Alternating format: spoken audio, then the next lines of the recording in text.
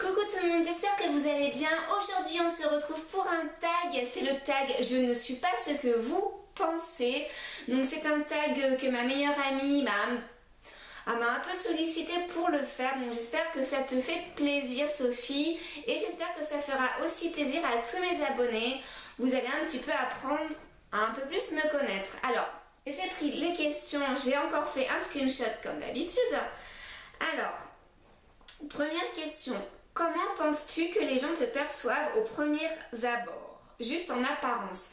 Alors aux premiers abords, c'est vrai que lorsqu'on ne me connaît pas encore, on peut avoir tendance à dire que...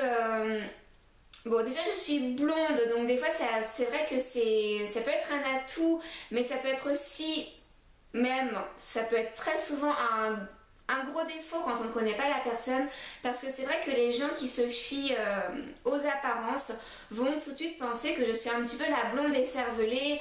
C'est vrai que je suis un petit peu la folle, je parle un peu dans tous les sens. Donc voilà, quand on ne me connaît pas bien au premier abord, on peut penser que je suis une blonde écervelée et que je suis même, pourquoi pas, un peu bébête, et alors que pas du tout. Mais voilà, après... voilà, faut apprendre à me connaître et c'est vrai quand on... Bon, je vais pas non plus m'éparpiller sur cette question, voilà, encore je m'éparpille, mais voilà, je pense que c'est un peu ce que les gens peuvent penser au premier abord.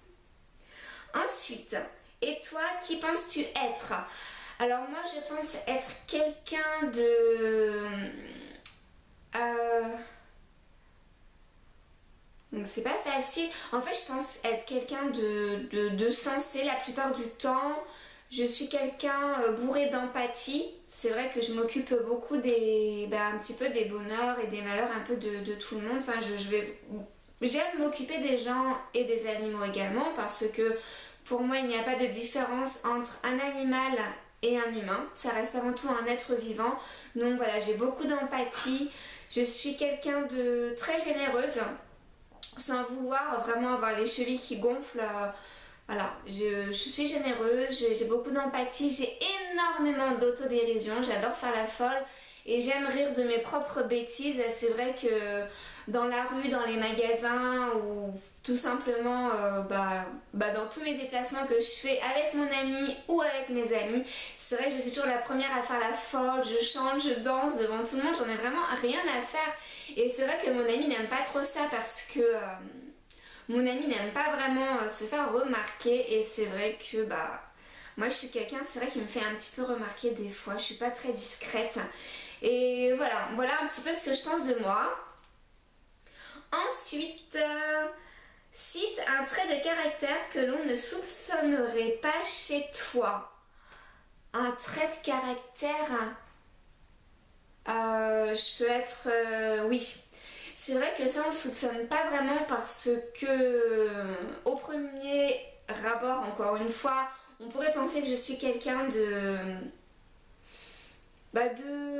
qui s'énerve pas trop, quelqu'un de calme, quelqu'un qui peut un peu tout accepter, qui dit oui à tout, alors qu'en fait pas du tout. Je peux être quelqu'un d'assez offensive parfois. Une personne offensive, un personnage offensif, on peut dire les deux. Et voilà, je peux être un petit peu, je peux envoyer quand même des pics, je peux des fois blesser les gens, mais sans forcément leur vouloir du mal. Mais par exemple en retour, je peux des fois blesser, je peux être offensive. Voilà, je suis pas que en réserve, je peux aussi attaquer en fait, ça c'est vrai. Alors, nous sommes à la question numéro 4. Cite quelque chose que tu adores faire et qui semble étonnant. J'adore... Alors c'est pas que j'adore faire ça, mais c'est vrai que c'est un petit peu une manie que j'ai depuis pas mal de temps. En fait, je suis une vraie petite souris. Et mon ami me le dit souvent, c'est qu'en fait je vais croquer dans tout ce qui peut se manger dans la maison. Je vais... Un peu comme si je laissais une trace de mon passage, je sais pas trop. Mais par exemple, dès que je vais couper des carottes ou alors du concombre ou des radis ou des choses comme ça, je vais croquer directement dedans avant de les couper. Ça peut être aussi des champignons. Voilà, je mange tout cru. Bon, à part les pommes de terre, ça j'aime pas trop.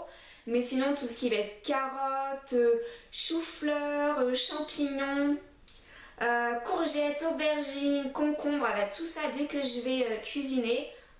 Je vais en croquer un bout et des fois dans le frigo il y a des petites, voilà, il y a des petites morsures de ma part dans les aliments et voilà, j'arrive pas à m'en empêcher. Pareil, quand je vais chercher du pain à la boulangerie, je vais croquer dedans. Je croque tout le temps, peut-être parce que je suis quelqu'un d'impatiente et que je suis impatiente de manger et de savourer, je sais pas. Donc voilà, ça c'est ma petite manie. Bon, je le fais pas chez les gens, hein. Si vous m'invitez, n'ayez pas peur, je vais pas croquer dans tous vos aliments, il n'y a pas de souci, je peux aussi me retenir. Ensuite, cite quelque chose que tu détestes faire alors qu'on pourrait croire l'inverse. Alors c'est vrai qu'on pourrait croire, étant donné que je suis une personne qui prend assez soin de moi, on pourrait croire que j'aime aller chez le coiffeur, mais alors je déteste ça. Surtout que moi, quand je vais chez le coiffeur, forcément c'est pour refaire mes mèches. Et à chaque fois, je passe au minimum 2 heures.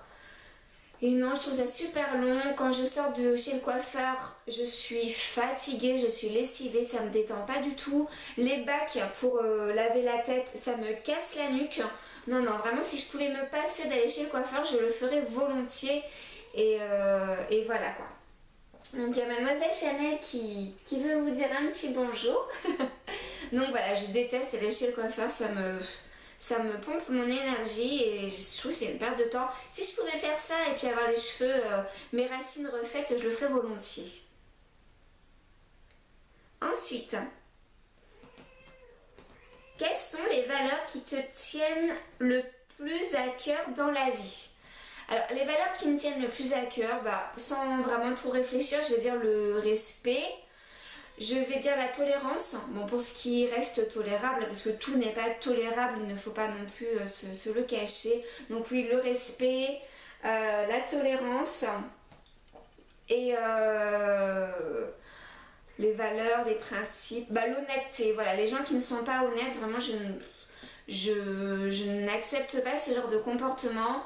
Et de toutes les façons, les personnes qui sont comme ça, je les repère pas forcément tout de suite, mais dès que je les ai repérés, c'est bon, je les retire de ma vie et il n'y a pas de retour possible, c'est terminé en fait. Et ça m'est arrivé de rayer comme ça des gens de ma vie qui étaient vraiment très chers à mon cœur et à mes yeux. Et voilà, c'est terminé aujourd'hui alors que c'était parfois de très belles amitiés. Mais non, c'est irréversible, un petit peu comme ce que je vous disais lors de ma dernière vidéo. J'en ai parlé lors d'une dernière vidéo, c'est que je suis devenue rancunière et avant je ne l'étais pas. Mais la vie m'a appris à être comme ça. Passons à la question suivante. Raconte-nous la journée idéale à tes yeux. Alors vraiment la journée idéale à mes yeux, il y a plein de choses que je pourrais changer. Il y a vraiment énormément de choses qui m'empoisonnent le quotidien. Donc en fait, c'est vrai que j'ai jamais eu vraiment de journée typiquement incroyable avec pas de bourde, pas de gaffe et tout, pas de chute, pas de brûlure. Il m'arrive toujours des choses inimaginables. Mais une journée parfaite, déjà c'est de me lever, de dormir, qu'il n'y ait pas de réveil, me lever naturellement avec la lumière naturelle, la lumière du soleil. Ensuite faire un bon petit déjeuner en terrasse, dans mon jardin avec Chanel, avec Soja qui est là aussi, avec mon ami. Et après qu'on fasse un petit programme du style, pas forcément faire des choses, partir à la mer ou aller à Disneyland ou aller faire du shopping, non. Une journée tranquille à la maison, je dirais, entre... bon, vous allez me trouver peut-être un petit peu vieillotte, mais j'aime de plus en plus ce genre de journée, c'est-à-dire vraiment des journées cocooning, un peu d'activité manuelle, un peu on fait de la cuisine, on fait une brioche, on fait du pain. Ouais, voilà, une journée tranquillement à la maison. Et puis savoir dans un coin de ma tête que tous les gens que j'aime, que tous mes proches passe aussi une très bonne journée, que tout le monde soit content. Et puis vestimentairement parlant, voilà, mini shirt, claquettes, bustier, lunettes de soleil, ça voilà, c'est vraiment... j'adore être comme ça, c'est un petit air de vacances, un petit air de... être cocooning, mais cocooning en mode estival en fait. Alors ensuite, quel message aimerais-tu faire passer aux personnes qui ne jugent que selon l'apparence? Alors oui, je l'ai un petit peu près comme ça, c'est parce que je n'ai pas mes lunettes. Et j'ai fait un imprime écran et du coup c'est un petit peu petit. Qu'est-ce que j'aimerais leur dire à ces gens-là? Bah j'aimerais leur dire que peut-être qu'un jour ils changeront, je sais pas. Moi je pense que on peut tous changer, ou tout au moins on peut tous s'améliorer. Posez-vous les bonnes questions. Réfléchissez pourquoi vous êtes comme ça aujourd'hui. Il y a sans doute une raison, peut-être un manque de confiance en vous, peut-être un complexe d'infériorité, ou je ne sais quoi. Après c'est vrai que je ne suis pas psychologue et je ne prétends pas donner forcément des bons conseils, mais franchement je ne sais pas trop quoi leur dire en fait. Juste que moi ça me dérange pas du tout qu'ils soient comme ça, que ça n'a aucun impact sur ma vie car j'ai énormément de recul avec tout ce genre de choses. Et puis voilà, amusez-vous bien, ayez une bonne vie quand même, sans rancune j'ai envie de dire. Et puis c'est tout, voilà, j'ai pas non plus envie de perdre de temps à déblatérer sur un sujet comme ça, parce qu'au final c'est tellement... Ces personnes sont tellement vides et puis du coup le sujet il est vide, voilà c'est ça. Pourquoi être ici sur YouTube? Quelles ont été tes réelles motivations? Alors, mes réelles motivations, j'ai commencé à regarder, à être fan de YouTube. Je regardais beaucoup de vidéos YouTube. Je regardais uniquement Cendria26. Vraiment, c'était la première youtubeuse en fait que j'ai connue. Je travaillais pas à ce moment-là, donc c'est vrai que c'était un petit peu un moyen pour moi de m'occuper, et j'admirais trop ce qu'elle faisait, cette fille, sa façon de parler, sa façon d'expliquer les choses, sa joie de vivre et tout. Je me retrouvais beaucoup en elle sur certains points. Et puis je me suis dit un jour, mais pourquoi pas aussi faire des vidéos, pourquoi pas partager ce que j'ai envie de partager avec les gens, pourquoi ne pas me confier aussi, voilà, on n'a jamais trop de contacts, on n'a jamais trop d'amis, et voilà, moi aujourd'hui je vous prends un petit peu comme mes amis, mes proches, et j'aime partager ça avec vous, et ça me permet aussi par moments j'avoue, de me sentir un petit peu moins seule, ça casse mon quotidien. Donc j'espère aussi casser le vôtre lorsque vous regardez mes vidéos. J'espère que ça vous apporte beaucoup de bonheur, beaucoup de joie, que vous rigolez aussi. Et puis j'ai envie de dire que c'est à peu près tout.